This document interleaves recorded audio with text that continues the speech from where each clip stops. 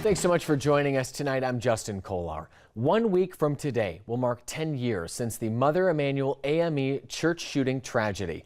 Tonight, community leaders and elected officials from across the Lowcountry met to discuss what changes still need to be made here in our community to advance racial justice. It's all part of the Charleston Forum. It's become an annual event to discuss these changes around the commemoration of the Mother Emanuel tragedy.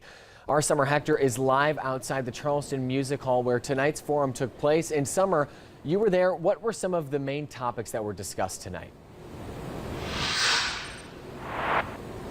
Justin, like you were saying, the main goal of this Charleston Forum was created to honor the memory of the 2015 victims of the Mother Emanuel AME church shooting. And tonight, one of the big topics of discussion between both panels, between community leaders and public officials, was education. Education on African American history, the good and the bad.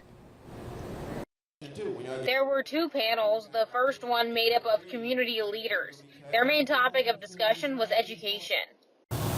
If we strip away every aspect of history, or if we fail to teach our collective history, then we are leaving people behind. So I encourage a lot of the current politicians and the people making decisions, like, you really should let these kids learn these things, because we're going to be in having these same type of panels 20, 30 years in the future and not making any changes if we don't educate the youth right now. It's an abuse of power to try to keep things the same. Also, we do the training with the police academy that you talk about the bias and ensuring that when they're out there working and serving the communities, they're doing it equally and not showing the biases or bringing bias into their law enforcement or their enforcement.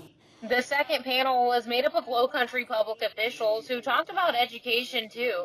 I can't change the education system here, but I can ensure that my prosecutors are aware, because I think it can affect, we want to treat people fairly, but we also want to have compassion and we want to have understanding for how we got to where we are and how people in their everyday lives are in the situations they're in. I've learned the hard way that you can't change the system from outside the system. You got to get inside the system and get in a position where you are able to make the change from within.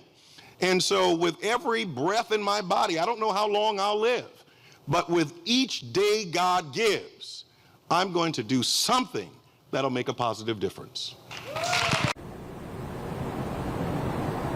That really was a main topic of this discussion too, the encouragement to do something. Don't sit idle. Talk about initiating these changes. Live in downtown Charleston, I'm Summer Hector, Live 5 News.